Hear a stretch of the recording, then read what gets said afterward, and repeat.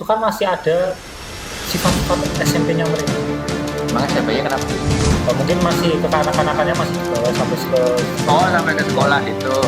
saya itu merasakan kalau mereka itu masih kekanak-kanakan sekali kekanak-kanakan Kelas sekali 10 lah otomatis. kan emang di sini kan seperti yang sampai nampak memang fungsi guru itu kan salah satunya katakanlah itu Iya, kita juga pendidik. memberikan etika gitu sama Iya. kalau seandainya mental SMA itu tidak ditatakan lalu siapa yang mengarahkan Ya, dan ke anak itu tiba-tiba langsung rasakan pasti ada faktor awalnya dulu kan. Kalau anak itu nggak kebangetan, kita itu nggak mungkin anak, ya kan? Nah, biasanya yang terjadi adalah siswanya kebangetan, gurunya akhirnya nggak sabar melakukan tindakan.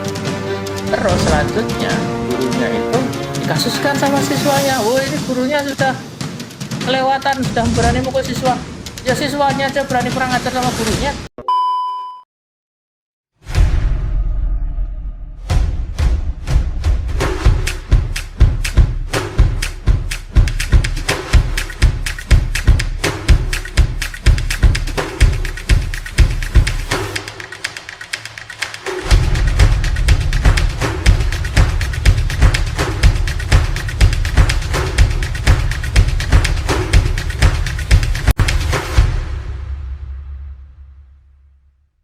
Ya balik lagi bareng kita di PTN Podcast Tiba-Tiba Ngobrol dan Tiba ngobrol. kita bersama Pak Wawan lagi. Kawan lagi. Ini Pak Kun dan saya Yes, seperti biasa. Formasi ya.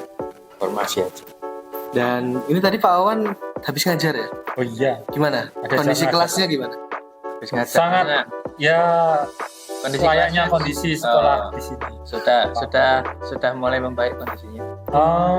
dibilang membaik juga enggak sih Enggak, sama ya. aja. Sama aja. Karena kita hari ini akan membahas tentang sesuatu yang berkaitan dengan Profesi kita guru. Itu ya kita pengen berbagi aja bagaimana sulitnya saat kita itu berprofesi menjadi guru ya. Kalau yang dilihat kan selama ini guru itu kan taunya, oh kok guru berarti PNS itu gajinya besar gitu. Enggak semua guru itu PNS, ya kan? Enggak semua guru, sebagian besar guru malah bukan PNS. Terus apalagi oh guru itu pasti kaya gitu, kagak. Apalagi guru swasta. Apalagi guru swasta tidak. Tapi kalau swasta yang sekolah-sekolah besar yang ada di kota besar memang gajinya bagus. Iya sih. Tapi nggak semua. Tapi guru. tidak semua. Tidak semua. Karena gini, apa itu namanya? Saat kita membicarakan gaji, itu sesuatu yang memang sebenarnya ada yang bilang bahwa itu sesuatu yang tidak pantas untuk dipublikasikan. Tapi itu memang fakta, mau gimana lagi kalau kita bahas gaji. Tapi di sini kita nggak membahas gaji guru ya.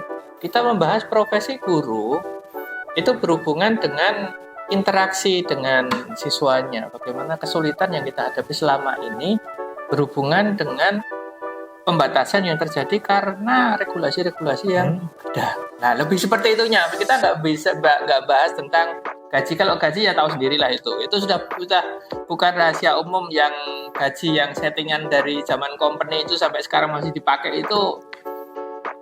Ya itu fakta itu. Cuman kita nggak bahas itu sekarang.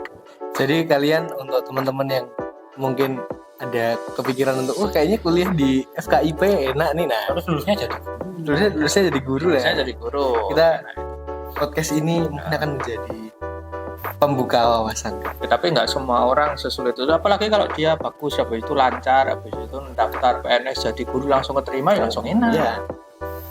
Worst case-nya kalau gitu. Kita bicara worst case. Ya, secara umum terjadi. Gitu. Secara umum Mungkin- terjadi di kelas lah. Mungkin dari awal ya mungkin seperti ini. Kita tidak di sekolah yang cukup terdukung fasilitasnya, begitu. Kalau sekolah itu terdukung fasilitasnya dan guru itu apapun yang dibutuhkan untuk memfasilitasi proses belajar mengajar itu bisa terpenuhi, itu nggak ada masalah. Jadi tinggal gurunya aja bagaimana kan.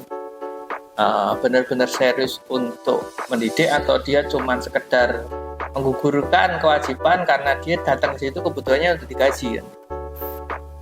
Nah, ya kan berbeda. Kepeduliannya Nah, beda, kepeduliannya berbeda lah. Yang kita bicarakan ini salah satunya ada kepeduliannya itu bukan cuma sekedar datang ke tempat kerja terus habis itu menggugurkan kewajibannya, mungkin bukan sekedar ada di kelas ngajar.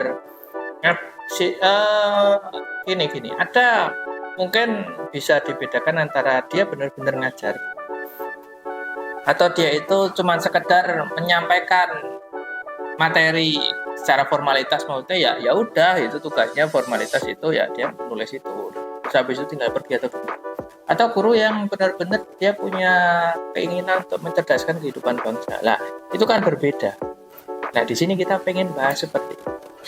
Nah mungkin dari Pak Kun dulu mungkin pernah ini hal-hal lucu ya Kalau saya nanti dulu Mas. belum Pak Wawan dulu. Saya soalnya ini masih ngajar. Kan anak-anak yang saya ajarkan nggak PKN, masih kelas 10. Iya. Yang kelas 11 kan kebanyakan mayoritas pada. Ya. Kalau yang menurut saya anak-anak kelas 10 ini kita cerita umum aja Pak. Cerita umum bagaimana profesi guru itu bukan secara pribadi loh Pak. Tapi nggak apa-apa. Secara gitu maksudnya ya. Kita pengen realita pendidikan. Kalau menurut saya ini kan kalau anak-anak yang notabene-nya masih masuk kelas 10 Ya. itu kan masih ada sifat-sifat SMP-nya mereka. Emang SMP-nya kenapa? Mungkin masih kekanak-kanakannya masih dibawa sampai ke sekolah. Oh, sampai ke sekolah gitu. Saya itu merasakan kalau mereka itu masih sifatnya itu masih kekanak-kanakan sekali. Kekanak-kanakan sekali. 10 lah otomatis. Kan emang di sini kan seperti yang jenengan sampaikan tadi, memang fungsi guru itu kan salah satunya bukan hanya menyampaikan materi, Iya, tapi kita juga pendidik. memberikan etika juga sama. Iya, mereka. Kalau seandainya mental SMA itu tidak kita tanamkan, lalu siapa yang mau menanamkan? Ya. Yang saya lihat sampai sekarang di tempat kerja ya Pak, mental SMA itu belum ada. Mental SMA seusia mereka itu belum ada. Mereka itu masih membawa mental SMP-nya mereka. Apakah ini mereka itu yang tidak mau menerima realita realita tentang kondisi yang mereka sekarang, harus berubah ya, atau emang belum disampaikan etika anak seusia mereka itu harus bagaimana, atau kedua-duanya tidak dilakukan, atau memang tidak ada yang pernah memberitahu. ya. Jadi mereka nggak pernah tahu bahwa mereka itu berada di tempat yang salah dan melakukan tindakan yang salah. Ya, meskipun ini Pak, jenengan tadi kan bilang kalau guru hanya datang menyampaikan materi, terus habis itu ditinggal keluar. Pak, saya itu menyampaikan materi. 1 menit kemudian saya tanya, gimana anak-anak, ada yang mau ditanyakan? Tidak. Apa bisa dicukupkan sampai di sini cukup? Terus saya tanya, coba saya tanya, maksudnya ini apa? Baru saya mingkem. Nggak tahu.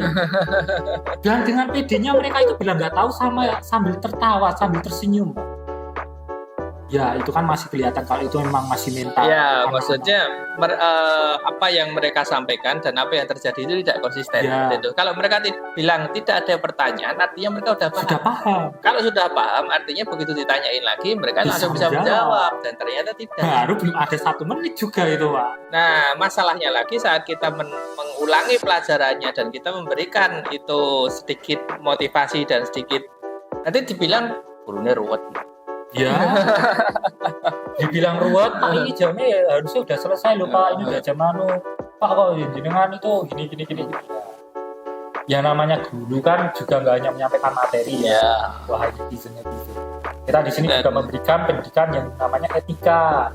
Ya. Kalau seandainya kita tidak memberikan pendidikan yang namanya etika, yang ada ya mental SD atau mental TK masih dibawa nanti sampai kuliah, sampai SMA pun masih mereka mental SD SMP.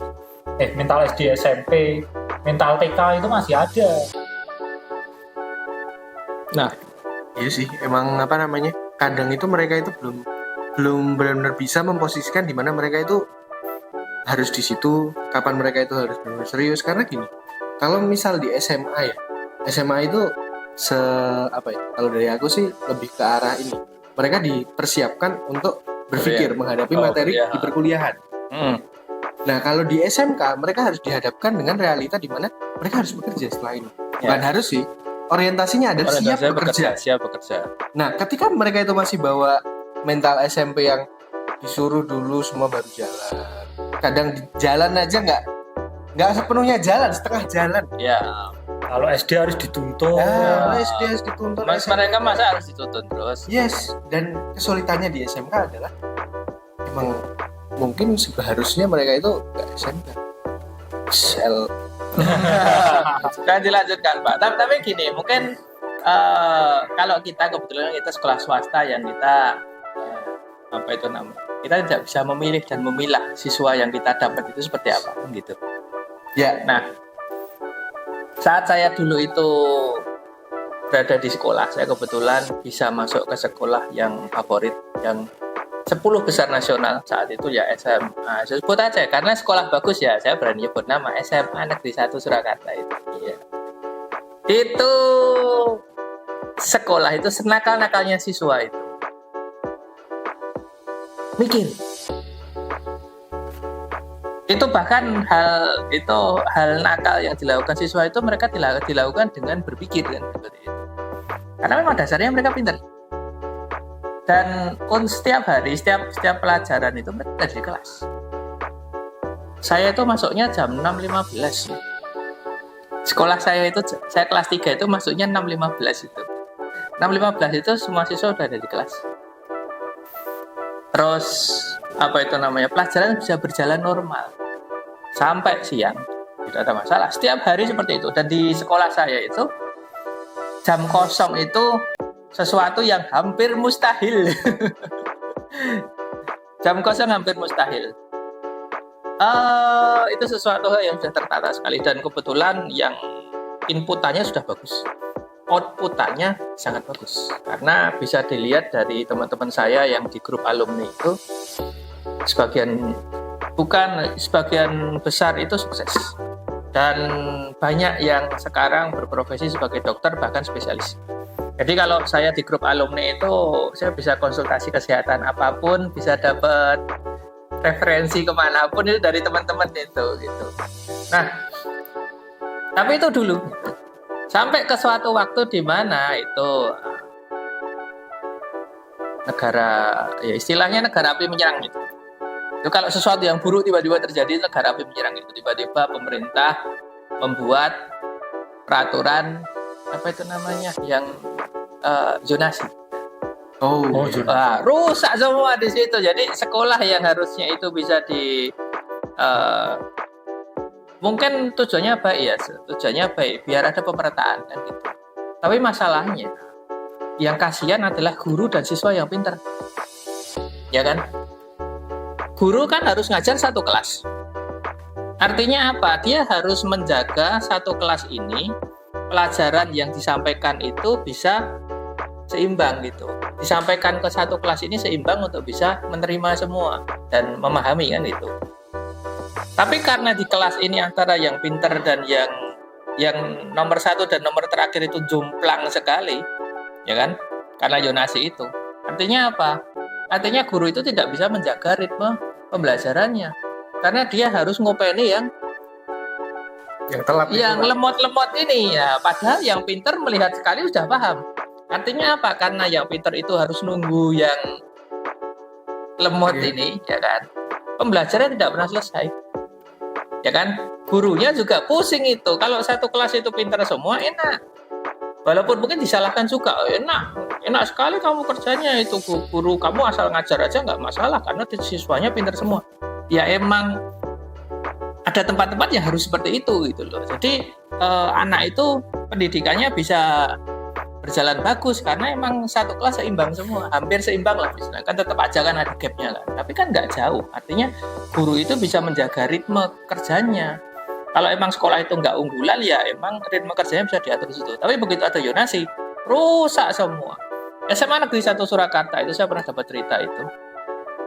Ada tahun zonasi, di mana di tahun zonasi itu sebelumnya tidak pernah ada kejadian di mana siswa mengerjakan ujian, isinya tidak dijawabnya cuman apa itu namanya yang mempersulit, barang siapa mempersulit urusan orang lain akan dipersulit hidupnya. Loh, ini sekolah emang kamu dikasih soal loh, gimana ceritanya gurunya mempersulit? Lah itu dia bisa menulis seperti itu dan tidak merasa bersalah. Itu pertama kali dalam sejarah di SMA Negeri 1 Surakarta, SMA yang harusnya favorit. Itu di sekolah saya. Tapi ada kejadian yang lebih lucu lagi itu. Ini kan sekolah yang bagus kan. ada hal yang lebih lucu lagi. Ini cerita beneran, dan cerita ini bukan dari si A, si B, si C loh ya. Ini cerita dari pelakunya. Jadi yang bercerita itu dia kan cuman bantuin suatu sekolah gitu. Tapi kemampuan berbahasa Inggrisnya bagus banget. Nah, suatu hari ada ujian. Nah, karena ujian itu untuk memastikan, ini terjadi di luar Jawa. Jadi untuk memastikan sekolah itu pelajarannya itu ujiannya mereka bisa lulus dengan bagus, soal ujiannya itu diambil. Jadi sebelum ujian berjalan, H-1-nya soal ujiannya itu diambil, terus dikerjakan sama gurunya. Nah, yang dimintai tolong untuk mengerjakan itu yang bercerita ke saya. Dimintai tolong untuk mengerjakan soal bahasa Inggrisnya. Nah, dikerjakanlah sampai selesai. Begitu dikerjakan sampai selesai, terus bilang sama guru bahasa Inggrisnya. Bayangkan itu, yang mengerjakan bukan guru bahasa Inggrisnya. Sama-sama curang loh ya. Itu masih diserahkan ke pihak luar untuk tolong ini dikerjakan. Padahal harusnya guru bahasa Inggrisnya bisa kan? Betul? Harusnya bisa kan? Ini masih diserahkan ke pihak luar. Nah, pihak luar itu yang bercerita ke saya itu mengerjakan itu terus bilang, tolong ini nanti diserahkan ke siswa. Tapi dibuat ada beberapa yang salah, biar nilainya nggak terlalu tinggi, kan gitu. Nah, ternyata sama gurunya itu nggak direvisi lagi. Jadi apa adanya, japlaannya itu apa adanya diberikan ke siswanya. Dan yang terjadi selanjutnya apa? Semua siswa di sekolah itu saat ujian nilainya 98. Nah, itu awal dari masalahnya. Karena nilainya 98, satu angkatan, akhirnya dapat sorotan dari Dinas Pendidikan. Kan, wah keren sekali ini sekolah ini, nilainya 98, ujian nasional. Bahasa Inggris lagi, wah berarti ini sekolah pantas dijadikan sebagai sekolah rujukan atau sekolah unggulan. Pokoknya sekolah sebagai anu lah. Berarti kita harus mendatangi sekolah ini dan kita cek bagaimana proses pembelajarannya, bagaimana anak ini nanti bisa seperti itu kan gitu toh. Benar-benar itu dari Dinas Pendidikan diagendakan untuk berkunjung ke sekolahnya. Hari H kunjungan dinas ke sekolahnya, siswa langsung semuanya diliburkan. Serius, ini beritanya, ini informasi benar, ini saya dapat itu dari pelakunya langsung, orang yang ngasih soalnya itu. Bayangkan itu terjadi di Indonesia.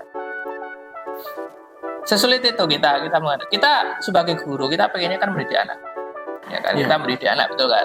Kalau anak itu emang belum saatnya untuk naik, ya nggak usah dinaikkan. Kalau anak itu belum saatnya lulus, ya nggak usah diluluskan. Yang seharusnya kita lakukan kan memberikan pemahaman mereka bahwa mereka belum sampai ke situ. Sebenarnya hal itu kan di pangku kuliah kan sudah sesuatu hal yang umum kan. Kalau di kuliah kita nggak lulus materi, ya udah kita ngulangi aja di tahun berikutnya. Tapi kan itu sesuatu hal yang tabu di SD, SMP, SMA. Padahal harusnya kita sebagai guru itu memberikan wawasan ke mereka bahwa kalau emang kamu belum sampai itu, ya udah nggak apa-apa. Kalau emang kamu itu menghabiskan waktu di luar sekolah dan akhirnya tidak memenuhi syarat untuk naik, ya udah nggak apa-apa, tinggal nggak naik. Tapi kan mereka ngeyel terus, pokoknya saya naik. Pernah nggak belum ya. Kalau saya pernah ngalamin, saya didatangi sama orang tuanya, Pak, anak saya itu pokoknya minta naik, Pak. Ujian kagak, PKL kagak, tapi minta orang tuanya datang untuk bilang pokoknya anak saya pengennya naik, Pak. Kalau anak saya nggak naik, anak saya pilih nggak sekolah. Ya saya bilangnya ya silahkan tinggal nggak sekolah. Saya bilang seperti itu. Lah padahal seperti itu nanti harusnya kalau dari Dinas Pendidikan kan mesti kan bilangnya harusnya dibimbing. Lah anaknya bisa dibimbing nggak? Kalau anaknya di sekolah bisa dibimbing. Kalau anaknya nggak mau ke sekolah gimana mau kita bimbing? Kan seperti itu. Dapat sesuatu yang lain nggak, Pak? Kalau sesuatu yang lain yang kemarin Pak, kejadian seperti itu. Kalau kejadian yang kemarin itu emang ya tapi kan nggak tahu ya, kemarin itu apa Pak? Sebenarnya ada kasus Anambolos. Jadi anaknya itu di jam kosong Pak. Ya. Bukan jam kosong, jamnya gurunya nggak ada. Nggak ada, Ya, gurunya gurunya tugas pada luar. ada Tugas tugas luar. luar, kebetulan. Nah, tapi anaknya ini tidak di kelas Pak, tapi malah di kelas lain dan melakukan sebuah kegiatan yang istilahnya Ya, maksudnya negatif. mereka bolos di situ Ya. lah. Mereka bolos di situ, terus habis itu mereka bikin status bikin ini. konten, Nah, bikin status yang kebetulan semua gurunya di privacy dan cuma ditunjukkan kepada satu kontak kecuali guru. Nah makanya itu apa namanya ya dinilai kan malah jadi mencoreng nama baik juga, nama baik kelas juga, nama baik sekolah juga.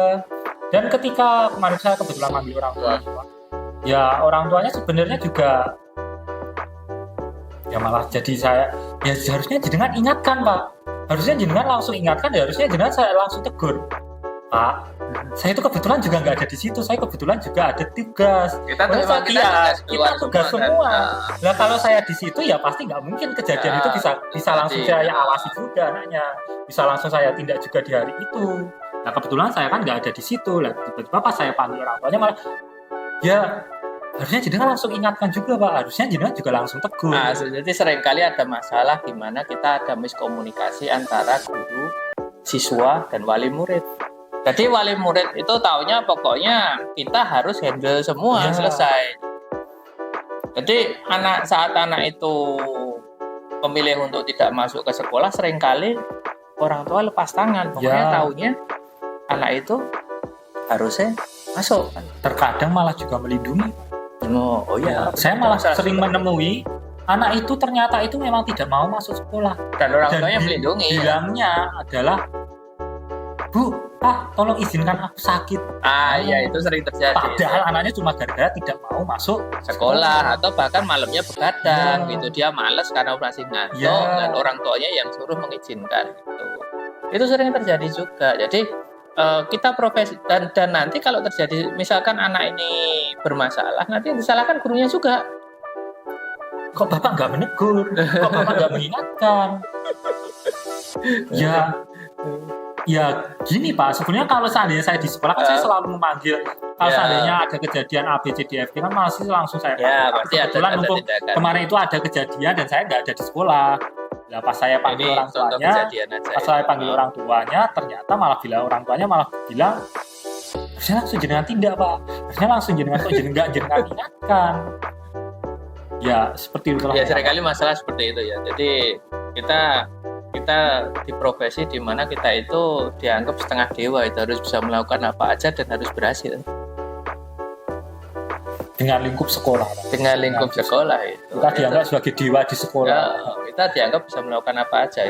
Ya lucu lah kalau anaknya aja masuk nggak mau. Ya, itu kalau kondisi di mana anak. Tapi itu kalau kita secara global ya, emang sebenarnya anak bolos itu kalau di presentase emang tidak banyak.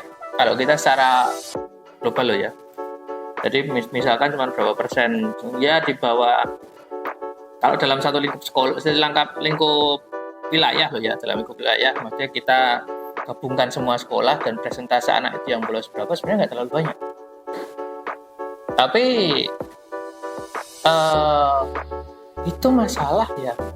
Tapi nyatanya ada anak yang bolos kan seperti itu. Itu baru anak yang bolos. Belum anak yang masuk sekolah, tapi dia ada di sekolah, tapi kelayapan kemana-mana.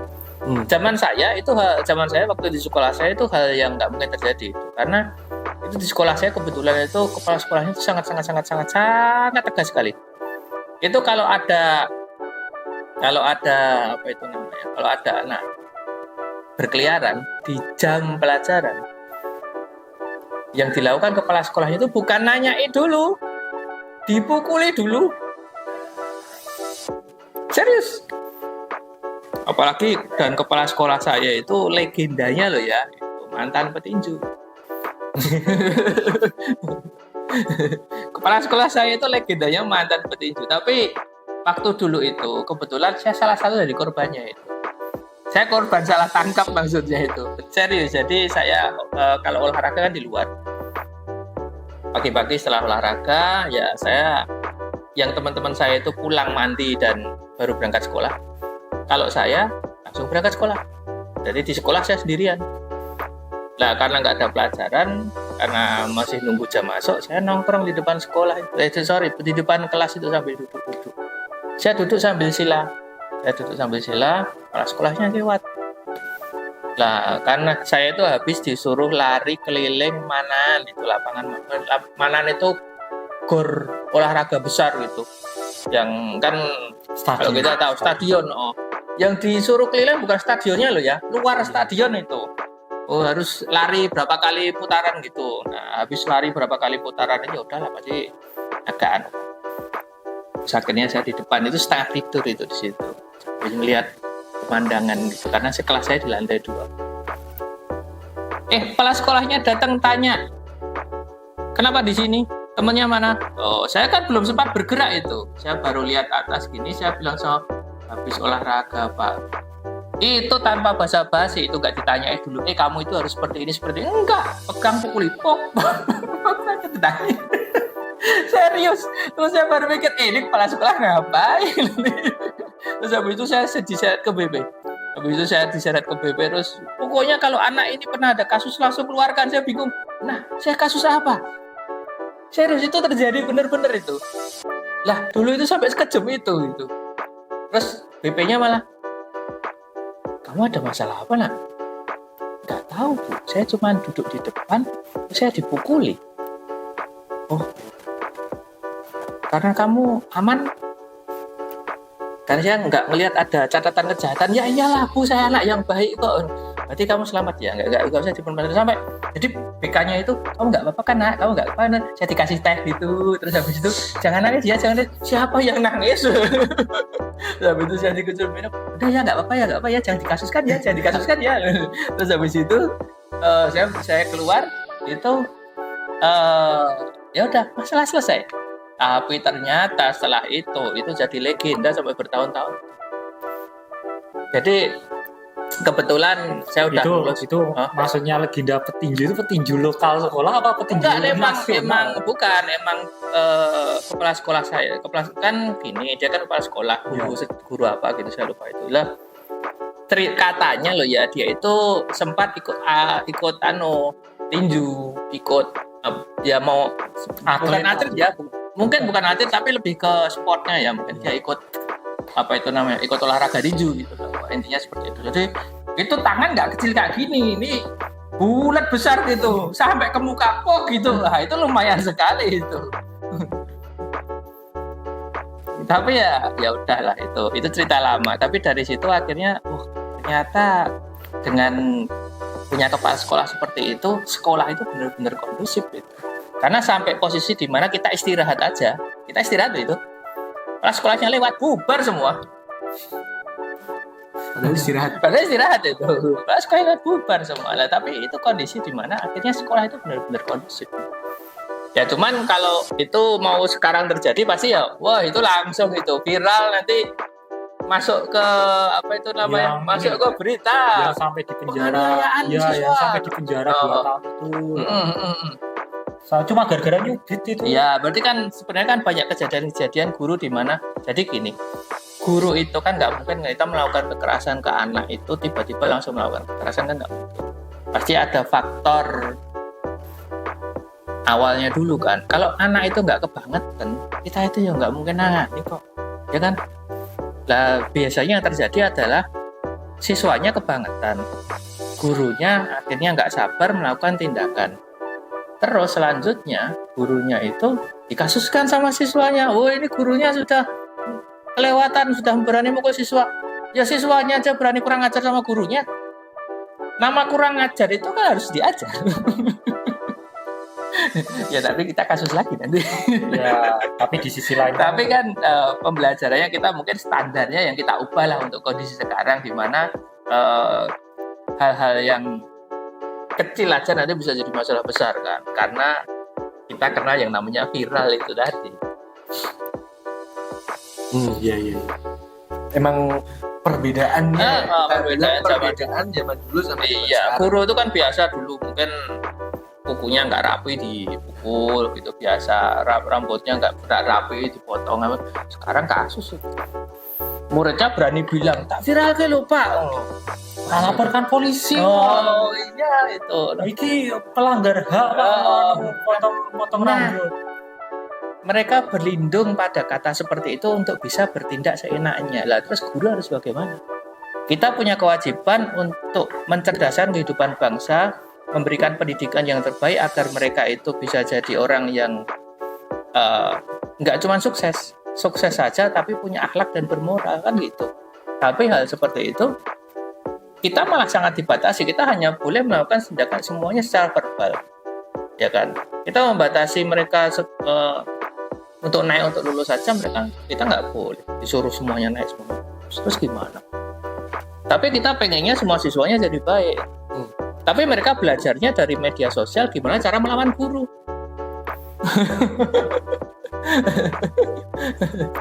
Emang apa namanya? Agak susah ya. Apalagi Agak susah. pengaruh medsos ini memang benar-benar pengaruhnya itu Iya. cukup besar dari apa namanya tindakan mereka itu kayak mungkin apa ya, film-film yang sekolah-sekolah yang apa namanya Gangster. gangster gitu. lah kayak gitu. Apalagi itu nonton yang film Jepang itu yang isinya Cross Gangster Cross Zero itu saya lihatnya aneh loh, gimana ceritanya ada sekolah nggak ada gurunya, isinya cuma siswa preman semua, sekolahnya hancur-hancuran dan itu di Jepang dan itu di negara yang katanya sangat menjunjung Ya, normal. tapi itu fiksi, Wah. Iya. Overall itu fiksi. enggak, kita tahu itu fiksi, tapi kan itu kan sesuatu Plotnya agak. tapi kan kalau di Konoha itu kan jadi bahan tiruan itu ya. Nah iya, jadi bahan tiruan. Nah, di Konoha itu kan nanti Pusing. jadi pada pengen niru itu. Nggak perlu bilang Konoha lah, kita langsung bilang aja Indonesia gitu. Di Indonesia yang nonton itu dan suka akhirnya, wah keren ya sekolahnya gini ya, sekolah di sini tawuran tok. Padahal ya, apa ya, dengan tawuran kalian tidak akan mendapatkan apa-apa sih sebenarnya. Ya cuma dapat serunya aja. Sebenarnya.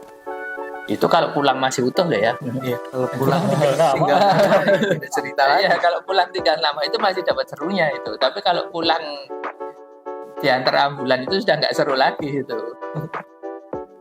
Ya, tapi gitulah, itu sulit sekali.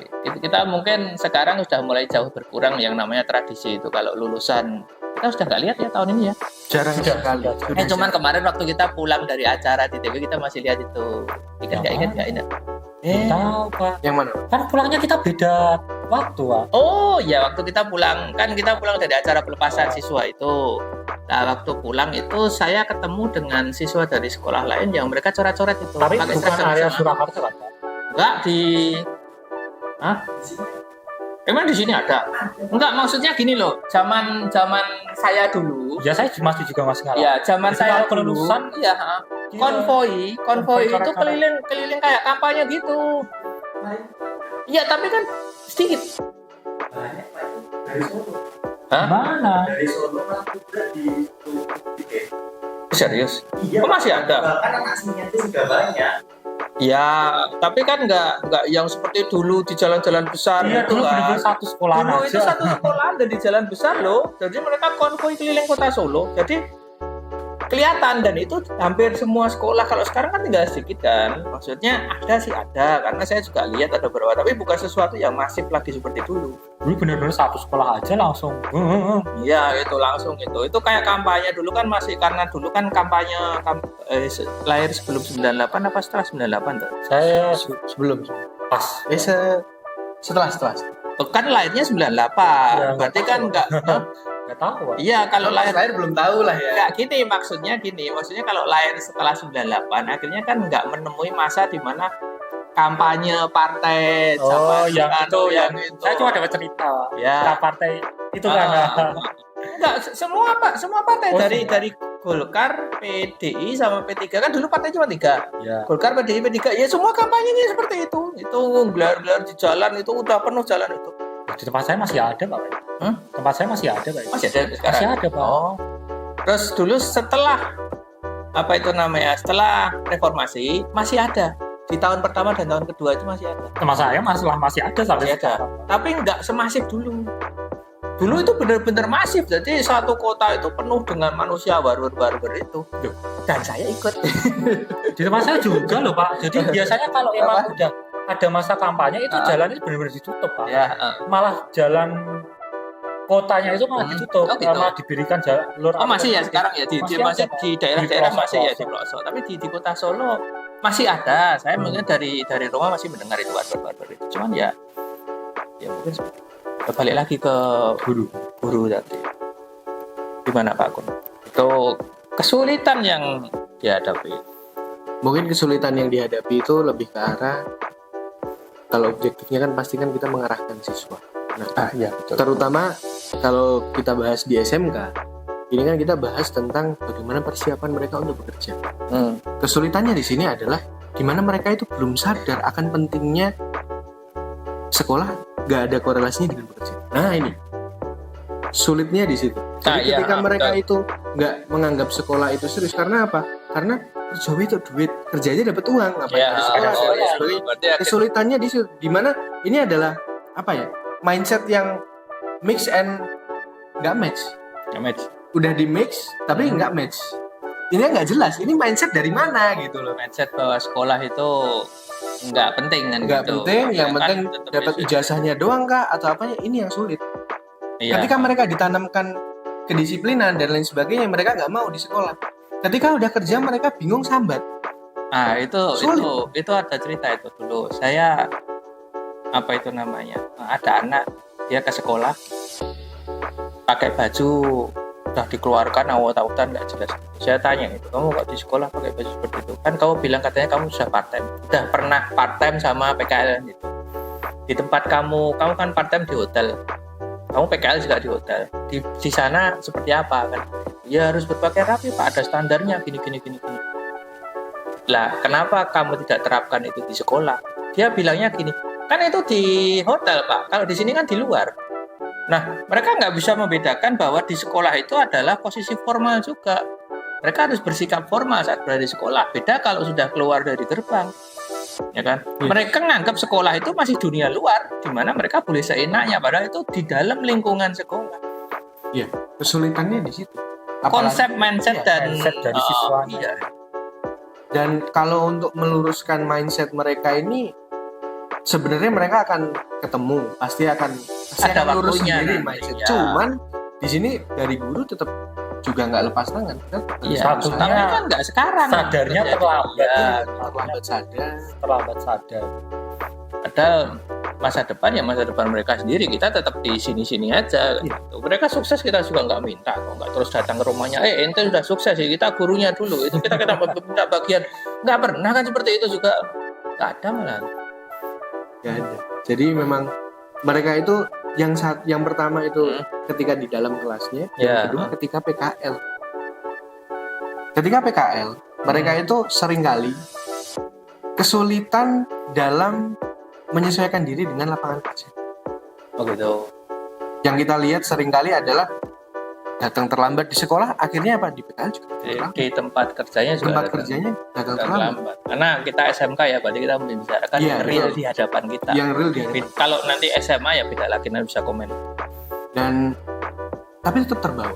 Pasti Ya. akan terbawa. Misal dari SMA mereka sering terlambat dan sebagainya.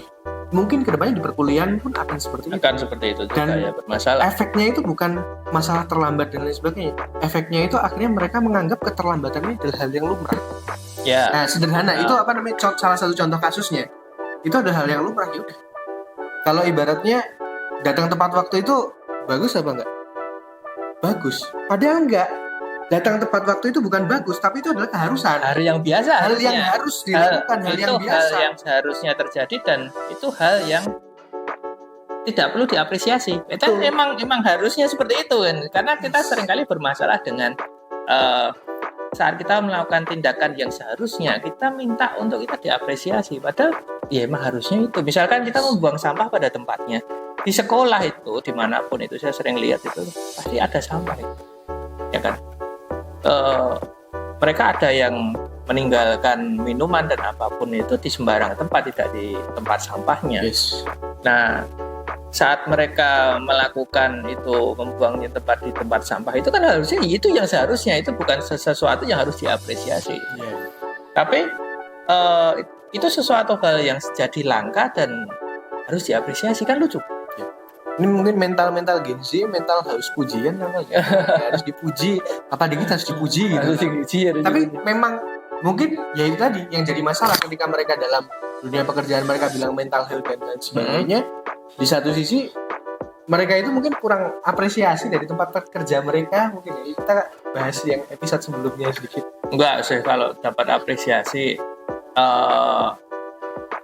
tempat kerja itu kan mereka punya ritme kerjanya sendiri, punya tradisi sendiri, punya apapun itu. Jadi kalau bisa dibilang mereka kurang apresiasi tempat kerjanya. Di mana sih di dunia ini yang tempat kerja itu benar-benar mengapresiasi karyawannya? Apresiasi terbaik adalah jadi gaji. bukan ya, apresiasi terbaik itu adalah gaji. Jangan mengharap lebih lah. Tapi kan mereka sudah terlalu sibuk dengan rutinitas sampai sesuatu yang bersifat sederhana seperti apresiasi dan sebagainya itu seringkali terabaikan, dan itu wajar. Jadi lebih ke bagaimana mereka itu menyadari posisinya dan fungsinya apa, dan itu menjalankan itu dengan baik. Lebih ke situnya lah, masalahnya kesadarannya ya nggak ada. Ya, dan mereka nggak punya mindset di situ. Iya. Nggak tertanam kalau mindsetnya itu adalah aku harus melakukan ini agar mencapai ke sini. Akhirnya endingnya jadi statistik mengatakan 10 juta gadget nganggur itu tadi. Masa nunggu generasi sebelumnya pada dadah semua baru mereka bisa menggantikan pekerjaannya kan gitu. Itu aja belum tentu bisa menggantikan pekerjaannya loh. Yes. Karena misalkan seperti ini, pekerjaan yang cuma butuh fisik bisa digantikan saat itu juga. Tapi pekerjaan yang butuh ilmu pengetahuan itu nggak bisa digantikan kalau nggak punya ilmu yang sama juga. Kan seperti itu. Lah padahal kalau dari awal itu mereka saat sekolah, saat belajar itu setengah-setengah, saat mereka sudah di posisi, mereka juga dapat ilmunya setengah-setengah juga. Mereka mau serius untuk melaksanakan tugasnya juga ya bisa dia lah. Itu ada cerita kemarin bahwa aku cerita kalau mereka disuruh untuk membidangi internet marketing dan sebagainya, ada yang berani maju, pilih ke teknis semua kan. Nah padahal kan di situ mereka bisa pengembangan diri, dan ternyata nggak ada yang maju. Itu ada cerita, jadi siswa PKL disuruh untuk naik ke posisi digital marketing yang sebelumnya mereka di teknis produksi. Tidak ada yang berani maju karena mereka takut tidak bisa, dan mungkin juga udah nyaman. Oh ya, udah nyaman. Udah nyaman. Tapi di sisi lain sebenarnya untuk Pakerin atau PKL ini saya lihat juga banyak juga sisi yang baik. Ketika mereka itu udah tahu posisi mereka akan lebih menghargai sekolahnya, menghargai bagaimana waktu dan lain sebagainya ada. Dan kita sendiri lihat hasilnya. Ketika kemarin kita mampir di hotel ya, ada anak jurusan kuliner. Oh iya betul. Kuliner. Sore-sore itu ya. Waktu kita buka bersama, kita kan dari habis jalan-jalan terus kita mampir di hotel untuk berbuka ya. Kita mampir di hotel berbuka, kita naik ke restorannya. Ternyata yang menyambut kita adalah siswa kita. Tapi yang bagusnya adalah begitu mereka di situ, mereka menyambut kita dengan standar yang bagus. Nggak kayak di sekolah itu, lihat kita aja ngelengos itu. Dan bagusnya setelah mereka selesai dari tempatnya, ketika saya temui lagi di sekolah, yang mereka katakan adalah kalimat pertama, PKL. Tanyakan, gimana PKL? Pena sekolah Pak di PKL. Waduh, jauh lebih nyaman di sekolah. Karena memang betul pressure-nya beda. Ketika kalian masuk ke dunia kerja besok, ya kalian akan mengalami 5 kali lipat yang harus dilakukan di sekolah. Kalian datang tepat waktu, dan kemarin itu saya dapat cerita dari dia masuknya nggak jam 7 seperti sekolah, jam 5 pagi kan? Jam 5 pagi. Iya kan, shiftnya kan itu harus persiapan dulu. Kalau itu hotel yang bagus kan otomatis ada breakfast kan. Ya, Berarti kan breakfast. harus disiapkan semua, Mengejar breakfast, mereka ya. harus nganter ke ruang-ruangan itu. Atau kalau breakfastnya itu modelnya adalah buffet yang Oh iya. tinggal datang itu. Datang di dalam. Nah itu kan mereka harus menyiapkan semuanya. Yes. Itu masalah. Oh iya itu mereka kan tahu itu bagaimana kondisi real Dunia kondisi kerja. dunia Mereka kerja seperti dari apa Batam. itu. Dan mereka berada di tempat yang tepat dengan Iya. mindset yang mulai tertata. Dan mereka merasakan sendiri. Mereka merasa gitu bagaimana itu perbedaan. Jadi saat mereka dikasih tahu kamu tolong itu, kamu kan dari SD ke SMP kamu dapat dunia lingkungan yang sama, tapi teman yang berbeda. Dari SMP ke SMA kamu dapat lingkungan yang sama, teman yang berbeda. Cuman itu.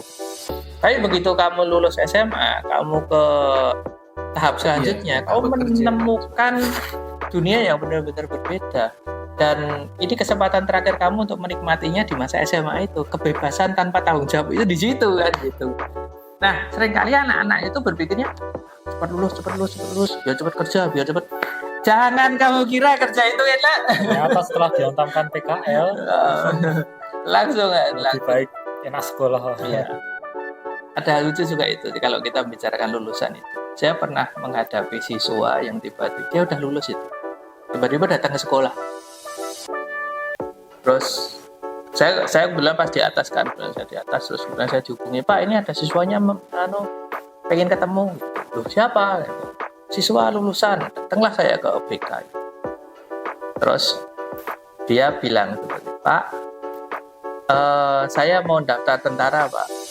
Nah, terus urusan saya apa? Karena SKHUN saya itu nilainya di bawah yang ditentukan, saya disuruh untuk nilainya dinaikkan, Pak. Loh, saya langsung loh, tidak bisa. Itu gimana ceritanya itu nilai kan dari kamu itu waktu kamu ujian kemarin itu ngerjakan di depan komputer itu terus nilainya ke pusat. Nah dari pusat kita dapat kertas itu isinya nilai kamu itu gimana ceritanya kita mau memperbaiki nilai kamu. Yang masalah kan kamu selama 3 tahun nggak pernah mau belajar. Itulah hasil perjuangan kamu selama 3 tahun ini. Kamu kan hobinya bolos dan lain sebagainya. Ya nikmati aja. Ya saya gitu kan dan ini berarti gimana Pak? Saya nggak bisa memperbaiki nilai. Ya kalau kamu mau memperbaiki nilai silahkan ke pusat sana minta nilainya diganti. Oh iya, kalau dulu kan sistemnya masih berpusat pada. Iya masih ujian. Ujian Nah, nasional. ujiannya masih nasional. Enggak, tapi kan maksudnya lucu juga gitu loh. Maksudnya seringkali anak itu kan kita nggak pernah tahu itu nilai ujian kita apapun itu kepakai kapan. Jangan cita-cita saya tentara gitu. Karena ternyata pada batas nilai itu. Begitu dia daftar nilainya di bawah standar, otomatis tidak bisa diterima. Yang lucunya itu katanya dari sana ini tolong kembali ke sekolah itu nilainya tolong diperbaiki gitu.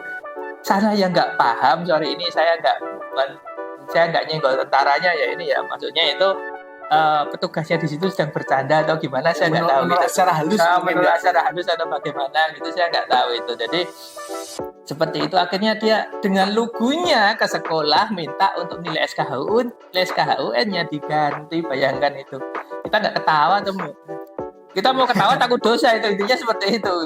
Nah, juga SKHUN kan dulu masih ujian nasional. Kan? Iya. Keterangan hasil ujian nasional ya gimana sekolah mau. Iya. Soalnya ujian sekolah mungkin masih Lo itu aja walaupun masuk akal kita tidak mau memperbaiki nilai kan sudah keluar dan itu kan hak prerogatif dari guru-gurunya bukan kita kan. Kalau kita memperbaiki berarti kan kita merusak dokumen. Kalau memperbaiki Kita bikin dokumen palsu. Gurunya dulu mungkin ya. Dan silakan ujian lagi. Silakan ujian lagi gitu. Masuk sekolah lagi nanti. haruslah. Karena seringkali ya apa itu namanya ada masalah-masalah seperti itu. Jadi kita sebagai guru itu jangan dikira itu Diwanya sekolah.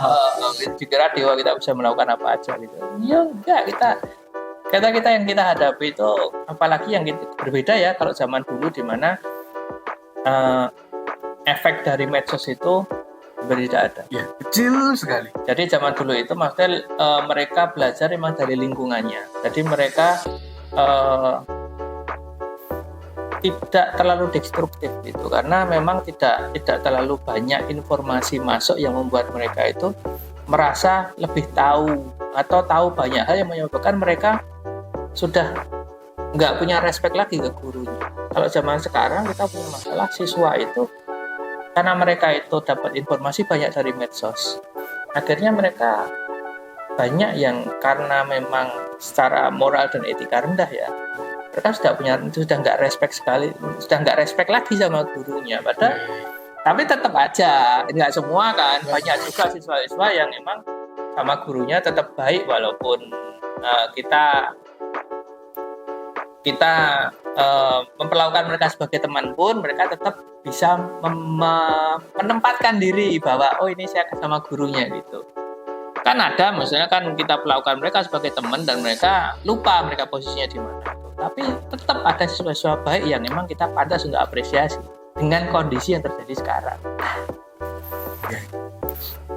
Gimana Pak Wawan, mungkin closing statement? Kalau closing statement dari saya mungkin ini, guru itu mendidik itu tidak berdasarkan zona nyaman. Kalau seandainya kita mengikuti zona nyaman siswa, yang ada hanyalah anaknya itu tambah males dan tambah menyepelekan. Ya betul. Jadi ya bagi kalian yang menganggap guru itu harus menyesuaikan siswanya, kalau siswa harus minta ini, dan siswa pengennya itu rebahan ya, kita tidak akan menuruti kalian pembelajaran dengan rebahan. Kita akan mengikuti. Ya, kalau kalian itu enaknya itu ada Pak pembelajaran dengan rebahan saja, kita tidak akan mengikuti dengan semudah. Karena sekali lagi kita itu mendidik bukan dengan zona nyaman kalian, agar kalian nanti tidak jadi orang yang pemalas dan juga tidak jadi orang yang menyepelekan. Oh iya benar juga ya, itu kalau kita ada mungkin tambahan lagi itu banyak siswa juga yang mereka itu kan berharapnya mereka itu di sekolah dengan caranya. Jadi mereka nggak mau mengikuti aturan, tapi kita yang disuruh untuk mengikuti keinginan mereka. Padahal ya apa itu namanya itu yang nggak bisa seperti itu.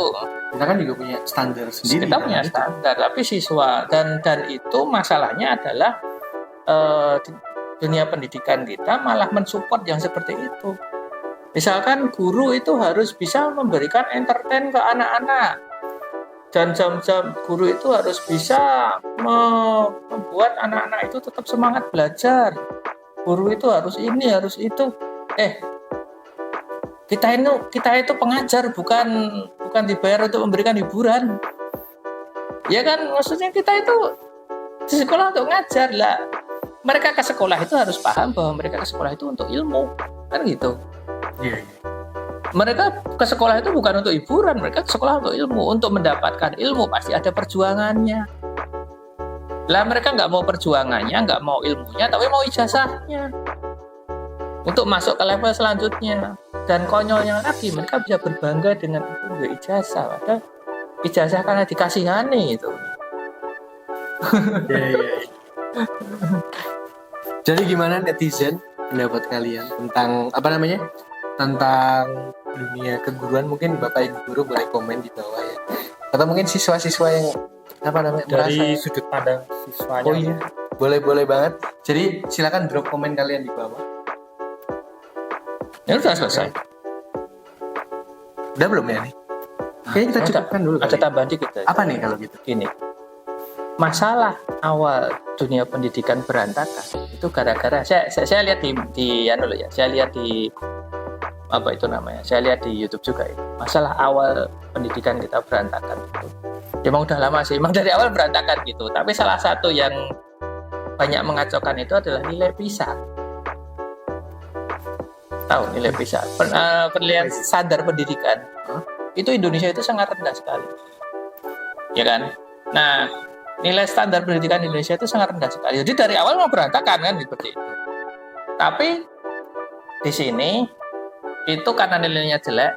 Nah, dari dinas pendidikan itu bukan diperbaiki kinerja pendidikan, tapi kita membuat standar yang namanya KKM itu, ya kan? Nilainya aja dinaikkan.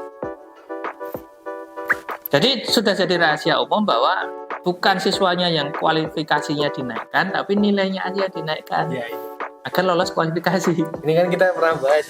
Kita pernah bahas KKM lulusan. Nah, itu kan jadi masalah itu. Nah, terus habis itu kan kesini bukannya kita yang misalkan kasus siswa bunuh diri karena tidak lolos atau tidak ada kan dulu. Iya. akhirnya kan kebijakan dari pemerintahnya bukan memberikan kesadaran bahwa kamu itu kalau nggak belajar ya nggak lulus. Tapi malah ya udahlah semua diluluskan biar nggak ada yang bunuh diri. Berarti kan mental kita yang didropkan gitu, bukan standarnya dinaikkan. Itu jadi masalah juga ke depan. Yes. Nah itu dari situ malah saya akhirnya ke sini kita yang sebagai guru yang kita cuma menerima aja itu semua yang bukan memperbaiki dunia pendidikan malah memperkeruh dunia pendidikan ya. Tapi semoga kedepannya itu lebih baik. Semoga kedepannya dari Dinas Pendidikan kita semoga nanti orang-orang di atas yang punya wewenang dan punya itu orang-orang yang amanah, orang-orang yang baik, orang-orang yang peduli pada dunia pendidikan, dan kedepannya Indonesia itu bisa jadi negara yang kualifikasi pendidikannya itu baik secara real, bukan secara administratif aja. Ya kita pasti ya sebagai guru juga berharap untuk ya peningkatan lah kualitas pendidikan, dan juga kita juga berharap di sisi lain adalah siswa itu juga lebih mudah untuk berkolaborasi dengan para guru agar tercipta ya harmoni lah. Tercipta harmoni bukan sabun ya. Harmoni antara guru dan siswa dan bisa saling bersama. Gimana pendapat kalian? Cek di kolom komentar, boleh dituliskan. Dan kita tutup dulu. Terima kasih Pak Randy dan Pak Setiawan. Dan sekali lagi stay clean and stay healthy. See you in the next video. See you.